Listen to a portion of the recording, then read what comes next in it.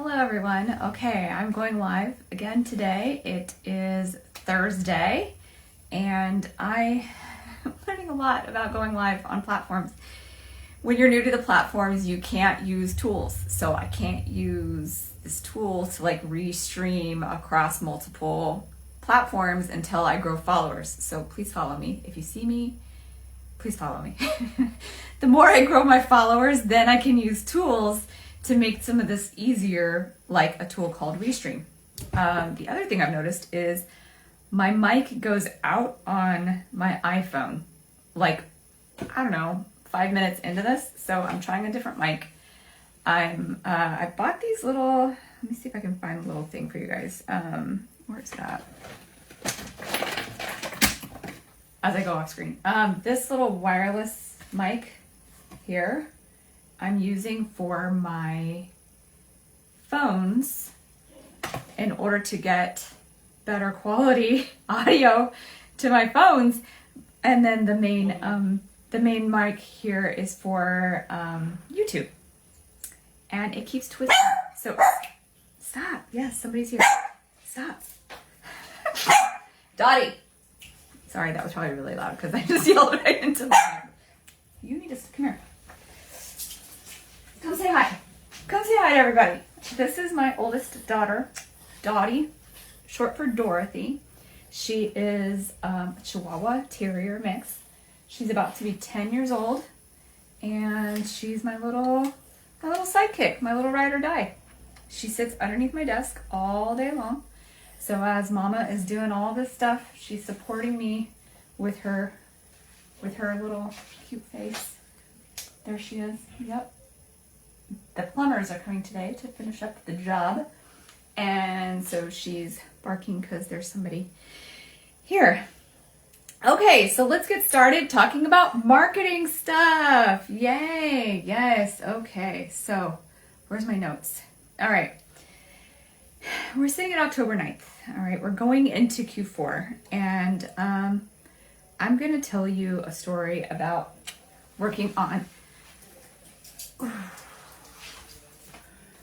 The first time I worked on small products, CPG, Johnson & Johnson, I worked on baby and beauty. So I went from working in automotive, selling a $30,000, $60,000 car, $80,000 cars on Lexus, to moving to New York City and selling a $3 bottle of Johnson's baby wash.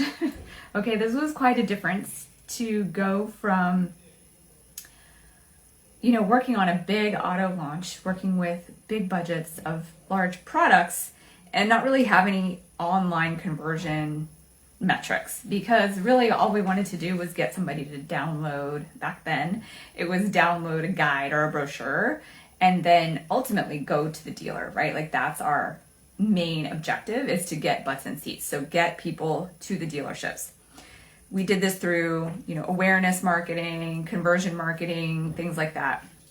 And then I moved into CPG, and it's a whole different ballgame, right? Because here we're talking about little tiny products that then you have to bring the budgets together. So I'll give you an example.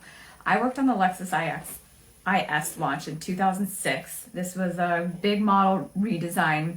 I actually later bought the car. I loved the car so much, it totally drank the Kool-Aid. And it was big. It was the biggest launch that Lexus had at the time. And, our budgets were big, but the idea was around cachet. It was around selling something luxury, okay? A luxury car item. When you're marketing a luxury car item, it's just a completely different way that you have to show up, the types of messaging that you do, the types of budgets that you have, and the types of ads that you create. Then I shifted, I moved to New York City. So this is my New York City story. I moved to New York City with no job and no place to live. I had a one-way ticket and 2 big suitcases that I packed up from LA, and it was 2007, so the economy was good. There was lots of jobs available, but at the same time, I had no job. So I booked a room at the YMCA in Harlem. I had never navigated the subways before by myself. And this was 2007 in January. So there was no iPhones. There was no Google Maps. There was no Uber. I had to figure out how to navigate the city by myself with a map. I booked informational interviews with the large ad agencies. So I had something to do when I landed. I had informational interviews set up. I didn't know kind of where they were in the city. I didn't know what times they were. So as soon as I landed, I mapped all that out. Okay, so here I am up in the northern part of the city in Harlem, and I have to take the subway down to Midtown and then cross over to go to my interview at McCann Erickson, which was in Midtown East. And then I had to go to my informational interview at Horizon, which was, so you see what I'm saying? Like I had to map all this out and have it lined up so that as soon as I got my, so how do I do this? Invite to join as a guest. Oh, I see. Hi everyone on TikTok. TikTok is great. I have so many more people on my lives on TikTok. Ask me questions as I'm talking. Like I love the feedback. Okay, so I'm moving to New York City. No job, no place to live, staying in a room in Harlem in the YMCA. And I hoofed it, I figured it out. I got these informational interviews. I got FaceTime in front of the right people. And ultimately, I ended up taking a job at McCann Erickson. And McCann Erickson at the time had a piece of the Johnson & Johnson business, but they didn't have all of it. It wasn't like it is now. Now they manage all of Johnson & Johnson. It's called J3. It's like a J and J is 2, and so they're the third side of Johnson & Johnson. I worked on the pitch that got that win, and I was a part of that team. Now, what was fascinating for me and a ton that I learned was going from working on automotive budgets and automotive clients where we were selling a large product, okay? So it was big awareness buys. Think, TV, think, big awareness type components. And then I go to Johnson & Johnson and we're selling, $7 sunblock. It's like tiny, tiny, tiny budgets.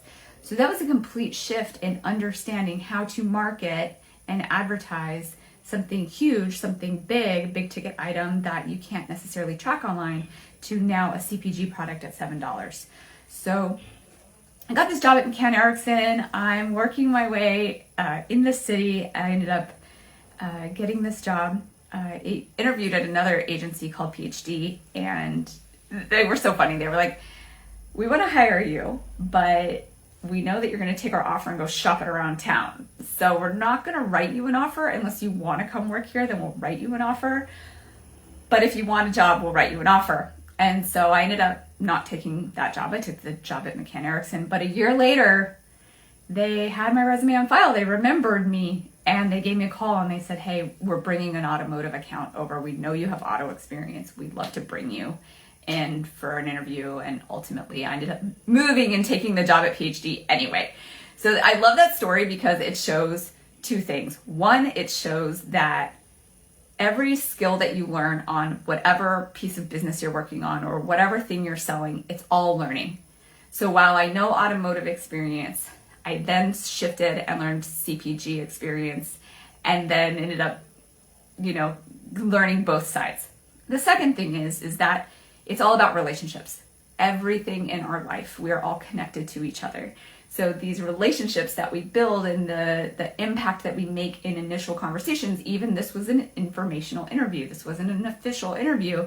A year later, they're calling me saying, hey, come work for us. So those relationships that you make and the way that we connect with people, right, can transcend. And now that I've moved into being a small business owner and knowing how to market huge, big companies, right? Luxury products, knowing how to market CPG products, and then now understanding how to market small businesses, the skills are all transferable. And as much as somebody might tell you, you need to understand this specific niche, you need to niche down and know the ins and outs of a specific niche. I call bullshit on that. Okay, honestly, It's bullshit. Everything is a learning. And as a good friend told me once, failure is fail, first attempt in learning. Okay, everything that we're doing, we're learning.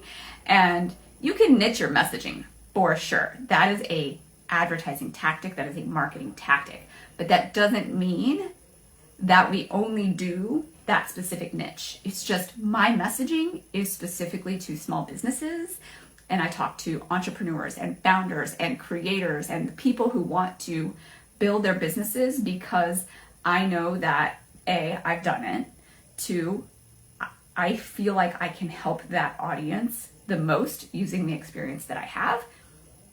But that doesn't mean that I won't take on a fractional job at a company or help a company with a project-based work.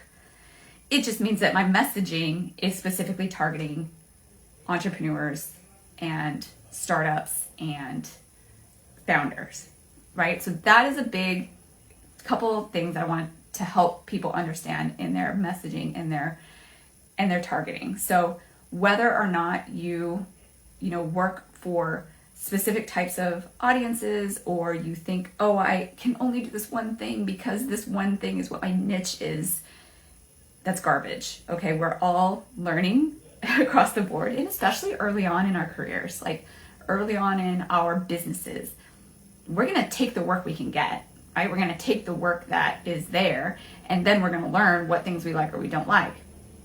Now people will ask me, what do you like more? Do you like working on automotive, or did you like working on CPG or gaming or film, right? Like I worked in entertainment, I worked in gaming, I worked in auto, and hands down, automotive is so fun.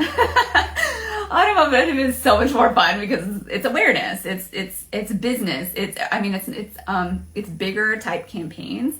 There's not as many metrics, it's not as much ROI, it's a lot more a feeling. Right? A feeling. And that is the fundamentals of like a luxury ad, luxury marketing, speaking to that more prestigious clientele. It's a feeling. And that feeling is hard to describe. It's very difficult to create that feeling in your marketing. And that's why some agencies are luxury agencies. They just know how to do that. And Team One, when I worked there, and still is, like one of the luxury advertising agencies, their main clients are luxury clients. So a couple things I want to round out for today's live. And again, I'm going live every weekday this month. Probably going to keep doing it, you guys. This is like really pushing me in the best way possible. So I recommend this to everybody. And because, again, I'm new to these platforms, so I don't have a lot of followers. I'm live on TikTok, I'm live on Instagram, I'm live on YouTube, all on different devices because it won't let me use one. So I'm looking across all, and people might be annoyed. They're like, why is she looking over there? Why is she looking over there? I don't know. I don't fucking know. I'm figuring this out. So follow me, please. The more followers I get, the more subscribers I get, the more tools I can use, and the more I can teach everybody about that. But I will say, show up live, do these lives, talk about your expertise, talk about what you know, talk about what you love. Okay, if you listen to anything that Gary Vee has to say, what does he tell you? Talk about what you love, and that will help you grow your business. So as I finish out this conversation, I want to talk about Q4. We are in Q4. We are about to be in holiday. And we need to be thinking about our offers. We need to be thinking about what it is that we're going to sell and package and position ourselves for Q4 as a business, as a founder, as a CPG product, as an e-commerce product, as a service product. It does not matter. Again, throw niches out the window, okay? Across the board, anybody selling something is gonna be thinking about Q4 sales. Like, it doesn't matter what niche you're in. So what is your irresistible holiday offer? Mine is a Q4 holiday offer bootcamp. Okay, I'm starting it next week, and I'm gonna be taking everyone through a 4-week bootcamp where we're gonna go step by step by step, how to package and position your offers for holiday. And that's going to be like, what's in your email? What does your budget look like? How are you packaging? These are business basics. And that launches on Wednesday of next week, October 15th. Go to my link in bio. It's my stand store, and you can sign up. It starts next week. If you book by tomorrow, today I have fast action bonuses. Tomorrow I have fast action bonuses, and they're all gone tomorrow. So after that, it's still the amazing boot camp. But if you want a couple of the extra bonuses, you have to sign up before tomorrow. And yeah, by November 5th, so before we go into November, before we go into the holidays, let's lock in our holiday offers. Again, it does not matter what you're selling. Everybody needs an offer. Everybody's selling something in Q4, and we need to put out the essence of feeling. Okay, what is the feeling you want people to feel about your product and your offer? And then let's package and position that into an irresistible holiday offer. All right, I'm hearing some knocking in the background because we're having some plumbing stuff taken care of today. So glad that my ceiling didn't explode and we caught it in time. Yay! All right, thank you everybody, and I will be live again tomorrow. I have a special guest tomorrow coming at 9 a.m. Pacific time, 12 o'clock Eastern. I'm so excited to have a collaboration. That will only be on Instagram. So on Instagram, I will have a collaboration, and then I will jump on TikTok at 9:30. And yeah, thank you so much, everyone. Please follow me again so I can start to get these tools that I need, because I only have like 0 followers. But I'm going to be doing this. Okay? Thank you so much. All right. Have a great day. Okay. In